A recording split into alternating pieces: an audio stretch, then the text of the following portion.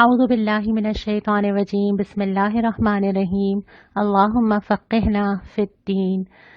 اللہ تعالیٰ کا بہت بڑا احسان ہے کہ آج ہم قرآن حکیم کے آخری سپارے تک پہنچ گئے ہیں۔ پارہ نمبر 30 شروع کرنے سے پہلے کل کے سوال پہ نظر۔ نبی کریم صلی اللہ علیہ وسلم سے تعلق پیدا کرنے کے لیے کیا کیا جائے؟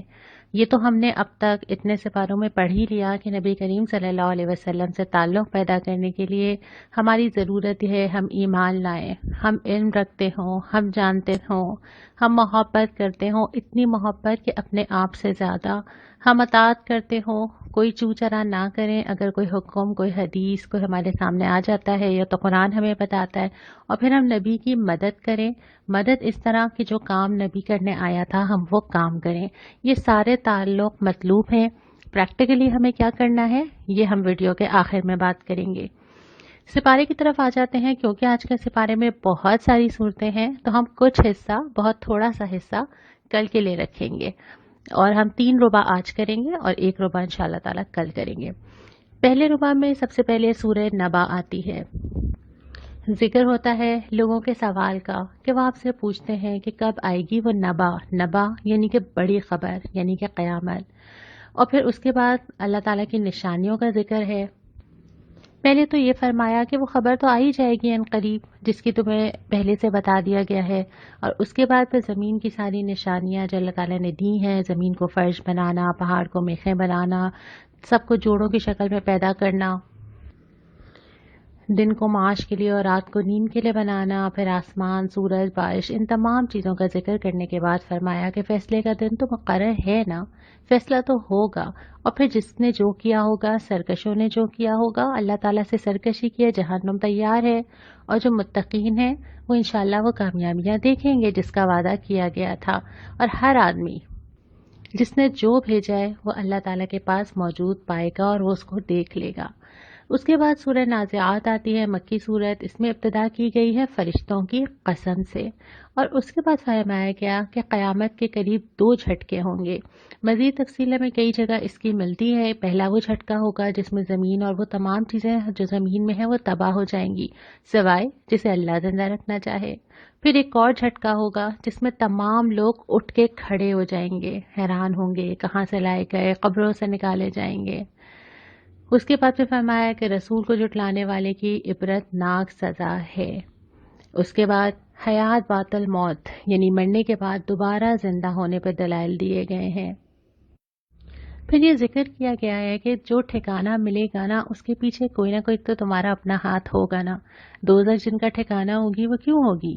کیونکہ انہوں نے دنیا میں سرکشی کی تھی، اور پھر جنہوں نے آخرت کے بجائے دنیا کو ترجیح دی، دنیا میں دل لگایا، دنیا میں سب کچھ کھپایا، دنیا ہی کو سب کچھ سمجھ لیا، تو پھر کیوں نہ ان کو دوزخ ملے گی؟ انہوں نے تو اللہ کے لیے کوئی چیز قربان نہیں کی، اللہ کے لیے کچھ انویسٹ نہیں کیا۔ ہاں جنت چاہیے، جنت ٹھکانہ ہے، لیکن اس کے لیے ایک کرائٹیریا تو ہے نا۔ وہ کیا ہے کہ اپنے رب کا خوف رہا، ہر وقت یہ دھیان کیا کرنا چاہیے کیا نہیں کرنا چاہیے، یہ ایک کانشیس رہنا یہ آسان تو نہیں ہے نا زندگی کے اندر۔ اور پھر یہ کہ اپنی نفس کو بری خواہشات سے روکنا۔ ہم نے یہ پڑھا ہی تھا نا ابھی کچھ دن پہلے کہ نفس کے پیچھے، نفس کی بندگی انسان کیسے کر لیتا ہے، تو نفس کے پیچھے چلنے سے روکنا بہت محنت چاہیے اس کے لیے ہم سب کو۔ ہر روز دل کچھ چاہتا ہے، کرنا کچھ اور ہوتا ہے، تبھی تو جا کے وہ جنتیں ملتی ہیں۔ سورہ عبس آتی ہے، ابتدا میں تلقین کی جاتی ہے کہ دیکھو اصل اہمیت دنیا میں بھی اور رابطے کے لیے بھی اور دائی کے لیے بھی اس شخص کی ہے جو حق کا طالب علم ہے۔ وہ کیا علم کتنا حاصل کرنا چاہتا ہے، اس کا اللہ تعالیٰ سے کتنا تعلق ہے، اور اس کے علاوہ پھر انسان پہ اللہ تعالیٰ کی مہربانیاں گنوائی گئی ہیں، اور یہ کہ انسان اپنے فرض سے کتنا غافل ہو جاتا ہے نا۔ اللہ کی دی ہوئی ساری چیزیں استعمال کرتا ہے لیکن یہ نہیں سوچتا کہ اس کو کرنا کیا ہے۔ اور پھر قیامت کے دن کی تذکیر کی گئی۔ اس کے بعد سورہ تکویر شروع ہوتی ہے اور قیامت کے دونوں مراحل کا ذکر آتا ہے، اور وہ دونوں مراحل وہی جو ہم نے پہلے ذکر کیا۔ پہلا یہ کہ جب سب تباہ کر دیا جائے گا، اور دوسرا یہ کہ جب سب کو قریب لے آیا جائے گا اور سب کو کھڑا کر کر کے پوچھا جائے گا۔ خاص طور پہ ذکر ہے کہ زندہ گاڑی ہوئی لڑکی سے پوچھا جائے گا کس قصور میں ماری گئی۔ اس کے بعد پھر نبی کریم صلی اللہ علیہ وسلم کے رسالت پہ تذکرہ کیا گیا ہے کہ یہ اللہ رب العالمین کی طرف سے ہے، فرشتے کی طرف سے عطا کیا جاتا ہے۔ سورہ انفطار کا ذکر ہے. قیامت کے دن کا نقشہ کھینچ کے انسان سے ایک سوال کیا جاتا ہے کہ تمہیں کس چیز نے اپنے رب کریم سے، یہاں پہ جو لفظ معلوم ہے نا تمہارے رب سے، مانو یا نہ مانو اسی نے پیدا کیا، اسی نے سب کچھ دیا، کس چیز نے اسی کی طرف سے دھوکہ میں ڈال دیا؟ کیا چیز ہے وہ کہ اللہ ہی کو بھول جاتے ہو اور پھر تم سزا جزا کو جھٹلاتے ہو؟ حالانکہ یہ بھی ذکر ہے کہ کرامن کاتبین جو ہر چیز جانتے ہیں کہ ایک چیز ان کے علم میں ہے اور وہ اس کو لکھ رہے ہیں، اور پھر متوجہ کیا کہ دیکھو جزا کا دن آئے گا، اللہ رب العالمین کا اختیار ہوگا، فیصلے کا تیاری کرنا مطلوب ہے. اس کے بعد سورہ مطففین آ جاتی ہے.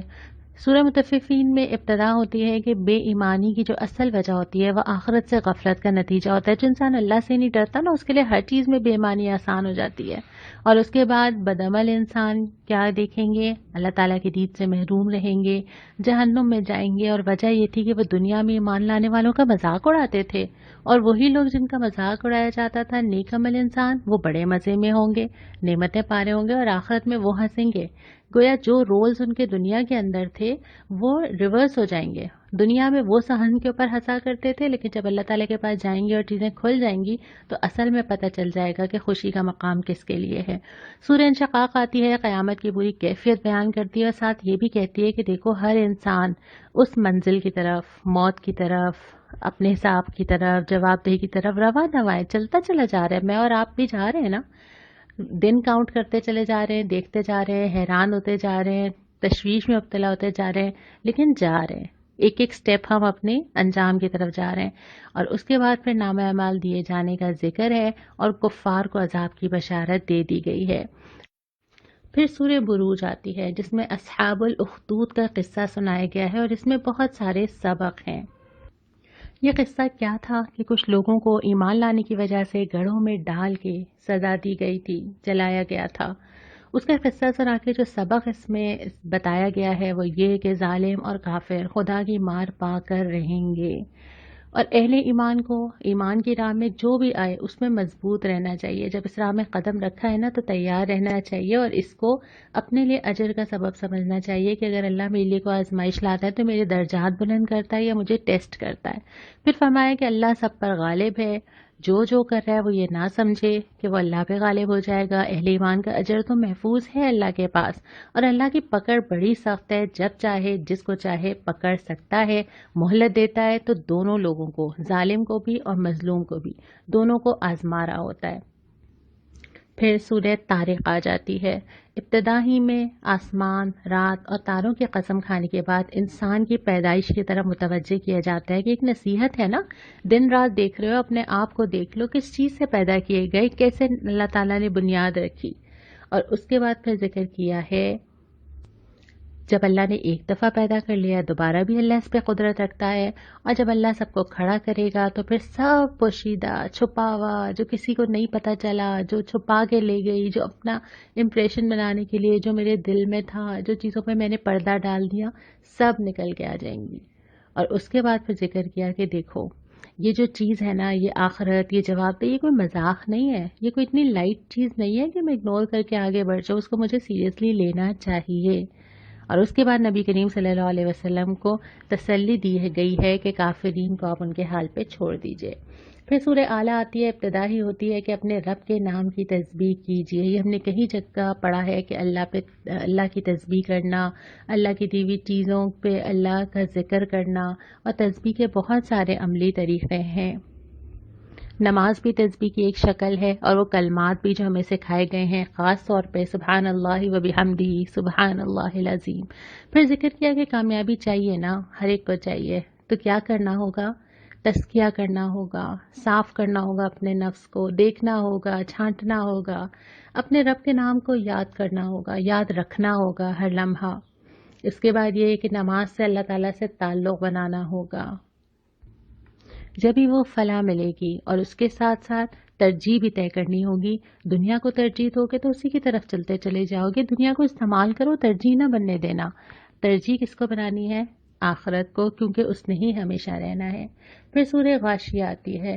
ابتدا میں ذکر ہوتا ہے اس آفت کا جو اچانک اور چھا جائے گی، کوئی اس سے بچے گا نہیں، اور اس میں جو لوگوں کی مختلف کیفیات ہوں گی، کیا وہ محسوس کر رہے ہوں گے، کچھ تھکے ہوئے ہوں گے، کچھ بہت بار رونق ہوں گے.